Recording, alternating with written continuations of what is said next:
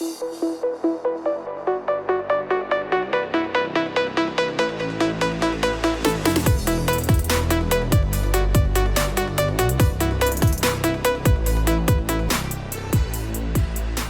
everyone, welcome to this week's edition of Man to Man. I'm Hugo Ribatika.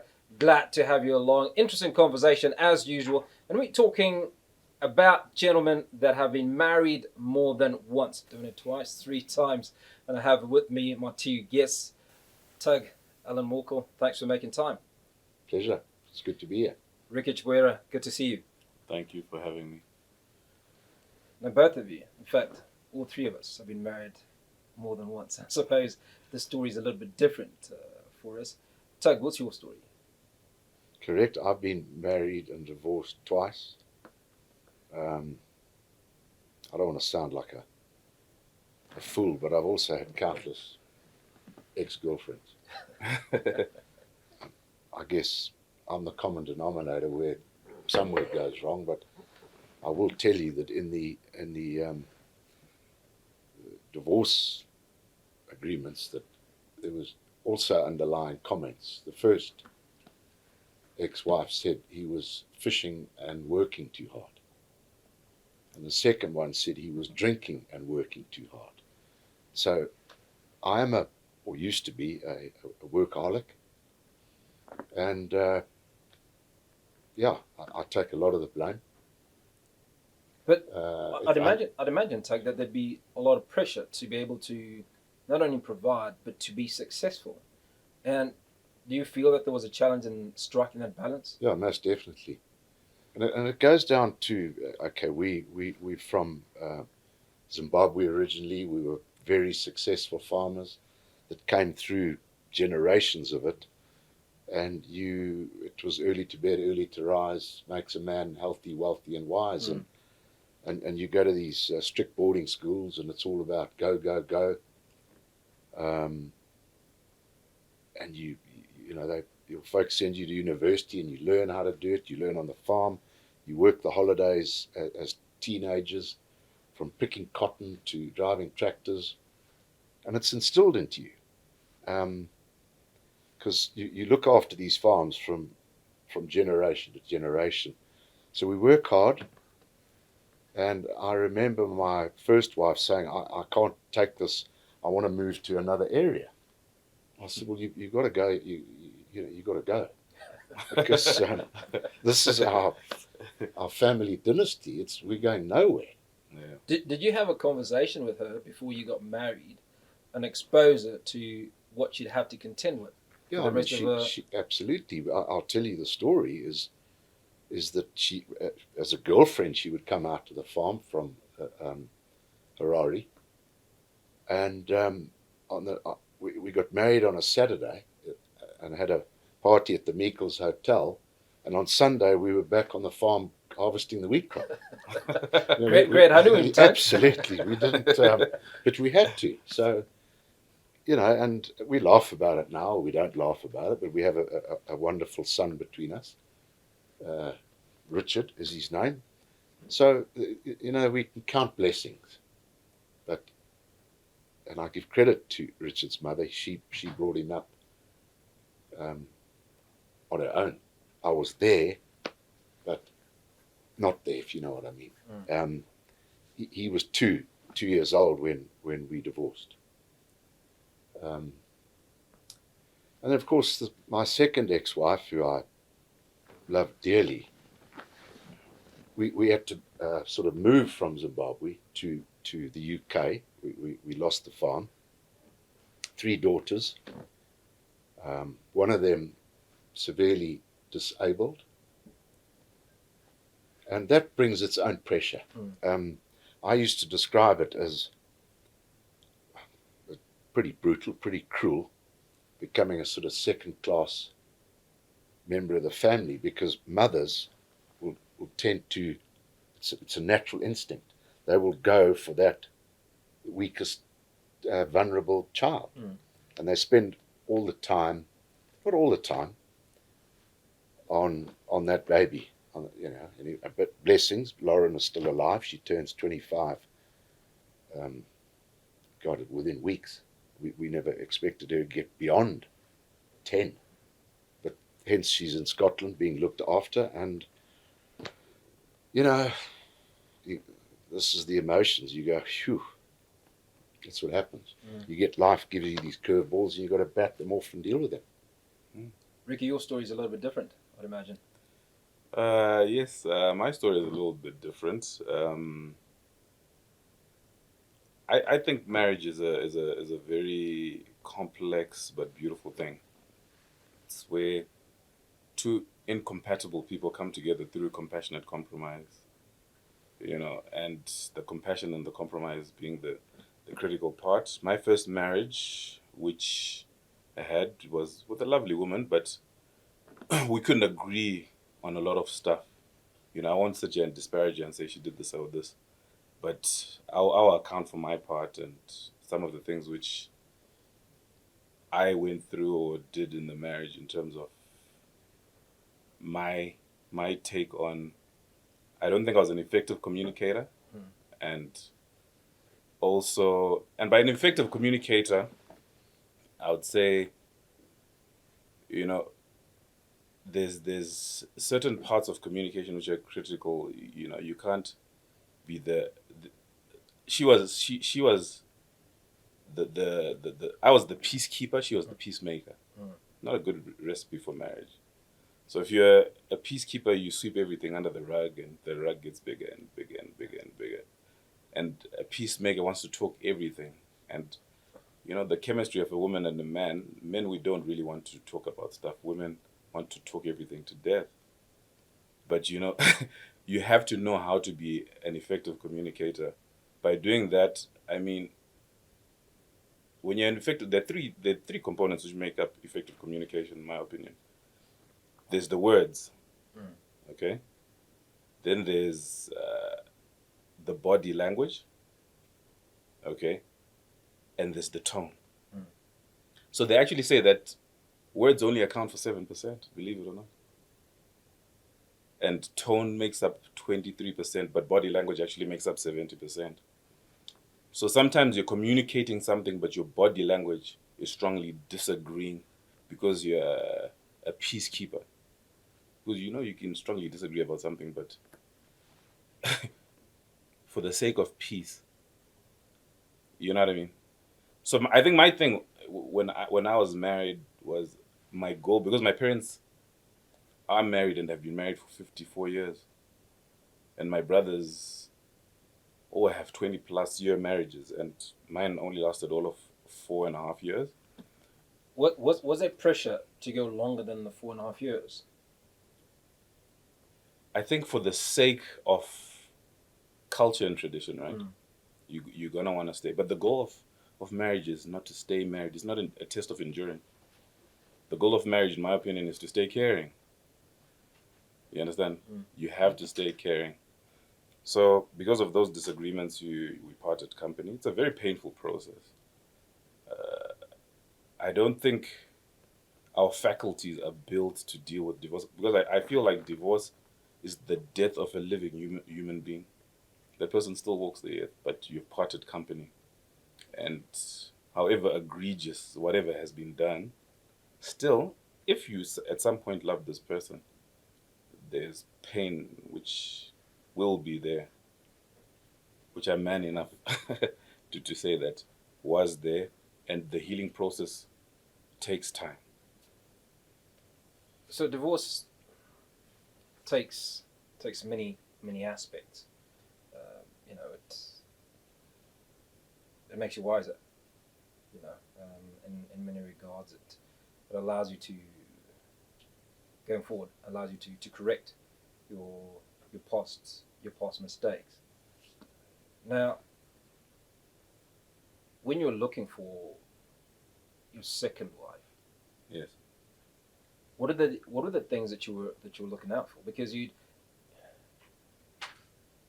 when I got divorced, one of the things I said to myself was, in looking for another partner, was, well, I found what I wanted. It hasn't worked out, so I need to potentially look for something else, and you go out in the dating game, right?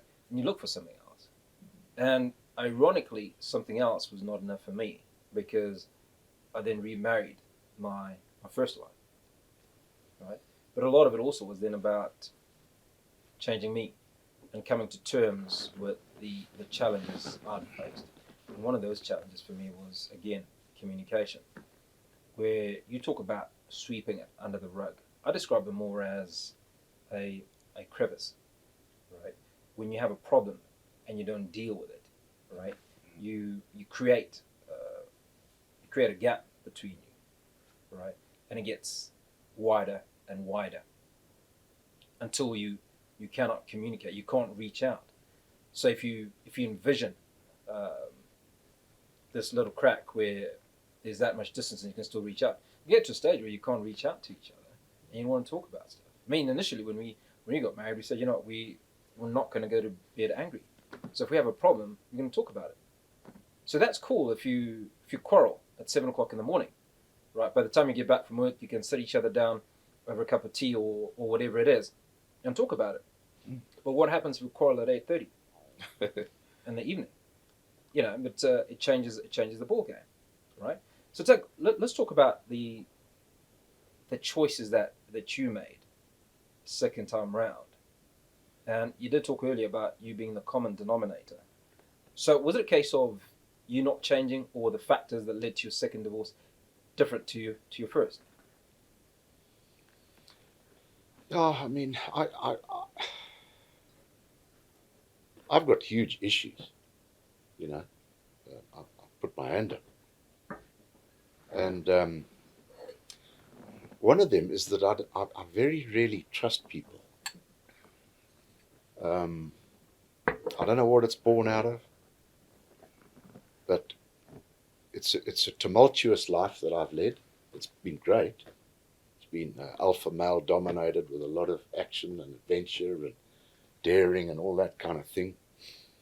I'm in my 60s now, and there's a lot of I'm chuffed that I've done it all. There's no more real goals other than just be happy and retire. I've also been on the dating games and fallen in love at first sight, and then thought, no, you've got to pull out this. I've always found. Somebody said to me, "You're incapable of loving anybody else." And I said, "Well, all right." So do you think you're narcissist? You're a narcissist? Yeah, it's not a nice label to have, but perhaps. I do try. I'm not a religious guy, but I follow, a few desiderata scribes that say, be thankful and helpful and humble and read little sayings every day. It's all about trying, but you've also got to be who you are. I'm an avid Springbok rugby supporter, and I'm sorry, but when the Rugby World Cup's on, I'm pretty selfish, like most people, and I want to just sit in that room on my own and watch Sport. the rugger. On your own, you say? Yeah, because I don't know. I want to concentrate and listen to the commentators and the refs and the players and not get asked questions. In his defense, as someone who also loves watching rugby, if you're a real rugby fan, you're gonna watch the pre-show, you're gonna watch the actual game, and you're gonna watch the post-match analysis. So if you're a true fan, you're taking it all in. It's actually part of the experience. It's actually as important as the game. So in my case, I mean, with my current spouse, she knows that when the rugby is on, I've requested time and say, my love, if the rugby is on, if the house is not on fire, please. I'm not gonna, because usually if I'm watching a movie, whatever, she say, no, please get me a drink or do this. When the rugby is on, if you're a real fan, you're not gonna want any disturbances. In everything, including the dog, must go to please, can you play with the dog in the bedroom? I want to be disturbed. You watch rugby together though, or are you on your own like Tug? She has an appreciation of it. I took her to Loftus once. She didn't enjoy it, so that was that. So I think we have that in common. So Yeah. yes, I watch the international rugby, yeah, but I'm an avid Liverpool fan. yeah, And literally when I get home and there's a Liverpool game and I turn it on, my wife walks out. Right, so she has no interest in that. My philosophy though is, and I've said to her is, you know what, I don't like shopping, not in the least bit, but I will shop with you for 2 or 3 hours oh, yeah, because I'm with you. yeah, Right? Yeah. And I think it would be nice to be ascribed the same sort of support, if you will, you know. So how important is common interests? You know, I mean, a lot of it is about compromise, Rick, and you talked about that. Yeah. At what point do we compromise, and at what point do you say, well, this is who I am, this Tug, and I'm comfortable with it? I remember her, one of my girlfriends, I sat through Mamma Mia with her. Meryl Streep, and I don't know if you've ever seen the movie. Yeah. She's watched it 8 times. And I just said after the second, I just said, oh, come on. You know, there's things in life that are...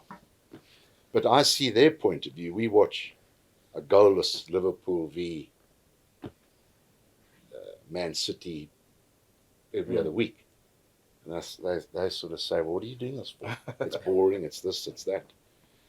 I love all sport, you know. I watch the golf, the tennis, the rugby, the cricket. And I will go to Wanderers on my own and watch and sit at the Wanderers and watch Test cricket all day, drinking Coca-Cola. That's coffee, but drinking Coca-Cola and just getting the peace one finds in silence, just being away from your work, your whatever your business is. And people find it strange, but I don't find it strange. And it's like fishing on the riverbanks on your own. But I think it's something which is misunderstood for men. You know, we find solace in silence sometimes because our work is very demanding. Even if our work is not demanding, but I think it's part of being a man. They say that, you know, we say on average 3,000 words. Women want to speak about 11. So, you know, by the time you get, for example, my normal days, I'll get home at 6 and maybe I'll pour a glass of whiskey and I want to sit and watch the sports highlights. And she wants to tell me what's going on with her mates at work. And it's not that you're disinterested, but it's almost like recharging that silence.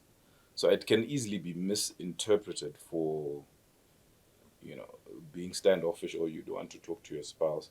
But I think that's why I said 2 incompatible people coming together through compassionate compromise. We're different. Women have... So are you incompatible or different? Because incompatibility speaks to not getting on under any circumstance. Okay, let me justify the incompatibility. You're not raised by the same person. So your way of thinking, when I say incompatible, does not fit the mold which she was raised in. You're raised in 2 different households. So you may have different cultures. So hence the compassionate compromise. It's important, I feel, in a marriage to be understanding of your partner, their needs and their desires, not just from the male perspective, but from the female perspective. As much as she wants those words, you need to afford those words to her. And maybe you don't want to hear about Susie for the 17th time. And sometimes, you know, you hear that, no, it's not really that she wants your solution, she just wants you to listen. So trying to develop that as part of your family culture, that you're going to sit down at the breakfast nook or whatever and just hear out when it's not your preferred thing to do. In the same way that I believe she should afford you the chance to watch the post-match analysis. I'd go to bed after midnight during the Rugby World Cup. I'd go to bed I would watch, with these days with YouTube, I would watch the post-match. I would go on YouTube. I would listen to the commentaries and come back to bed at 1. But we had a conversation about it. Didn't like it, but she afforded me that. which is why I think the second coil is working. So let's talk about how prepared we are, or how skilled we are to choose the right partners, because it's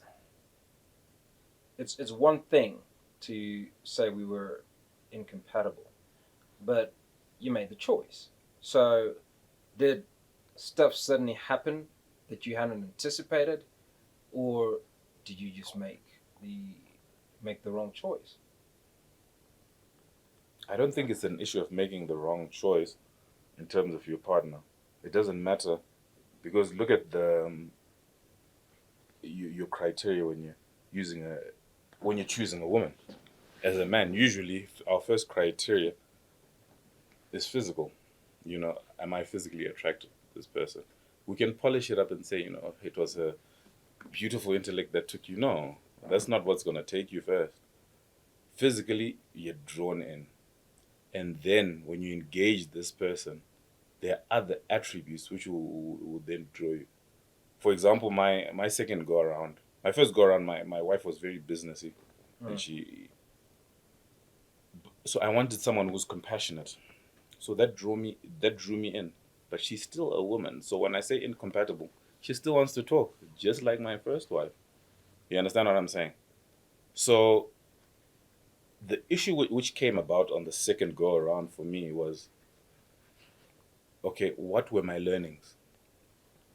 Even when it comes to different engagements of how to handle, for example, conflict resolution.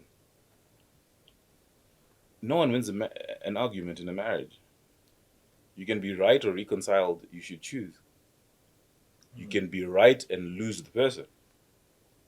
You understand what I'm saying? So the issue of compassion is a big issue. That how am I dealing with the individual?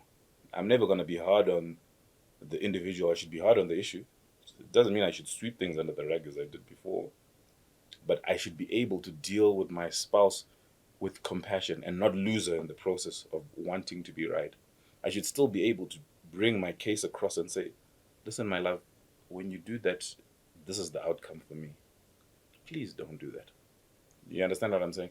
Rather than, I've told you, XYZ, XYZ. Those are love busters. That's going to break your love bank wide open. You understand what I'm saying? But I should be able to tone. Remember we said tone and body language? Yeah. Words are only accounting for 7%. So if I've learned that, that means that I should approach her and also allow her grace to grow. It says that you should not be you should be a treasure hunter and not a field surveyor in a marriage. It's terrible for a marriage. If I'm picking out and pointing out all the wrong things that she's doing, I should hunt for treasures as well and also compliment on those. But when there's a challenge, it doesn't mean I sweep it under the rug. But my approach is going to help me and say, hey, listen, my love, we spoke about the rugby. I can't do this right now. I think the one time she wanted me to take over this little Pomeranian. She wants me to take it to the groomers. You understand what I'm saying? And the game hasn't started. you getting me? You hear me? Strength 5. I got you. So I'm watching the pre-match. Okay, it's not far from where we stay. Maybe it's a good 7Ks away, whatever. But I'm watching this thing, and she got upset, and I was like, "You're not, babe." But we spoke about this. There was even something on social media circulating around a rugby contract before the World Cup, etc. You should not do this. Thou shalt not. I shall be in control of the remote throughout this period, etc., etc., etc. I said, but we actually laughed about this and we had this conversation. I'm not trying to annoy you, but we agreed, and I can't do this. It's gonna be uncomfortable, but if I deliver that, as I did in my previous structure, where I'm like, hey, sissy, leave me. I'm busy. You understand? I'm busy is different from, but we spoke about this and we agreed. Those are very two different approaches, and both can affect your outcomes differently. It's like, how important is friendship in a marriage? Yeah, no, I it's nice to have my best friend as my. I'm not married, but I think it's so important. Were Your- either of your your wives good soulmate. friends of yours? Yeah. Were either of your wives good friends of yours?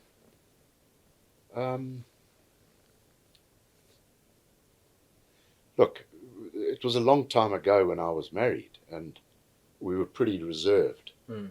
You know, they weren't fishing mates where you could go and talk about this, that, and the other. But yeah, they were good friends. Um, I've recently had some very, very good friends. Laugh, joke, call a spade a spade. And, you know, there's none of this back off. You know, it's just, sweetheart, give me a break. I'm not going to take that dog. We don't have dogs, but I'm not taking that dog. As John McEnroe used to say, you cannot be serious. I'm not taking that dog to the parlour when the Springboks are running onto the field or against the All Blacks. It's just not going to happen. You know, so yeah, you got to have a mate, and I think lessons learned as you mature. This whole world is evolving so fast. It's you know,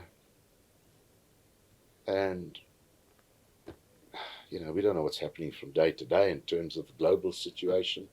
I'm talking seriously now. Is business good? You know, obviously we know where our next meal's coming from, but it's not that bad. But we take life a little bit more seriously because you can't undo it in your 60s.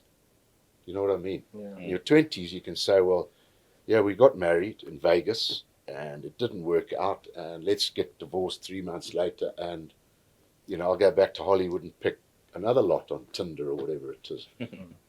That doesn't work at my age. It's too late. So, yeah, to have that soulmate, that best friend, is really important to me right now. Yeah.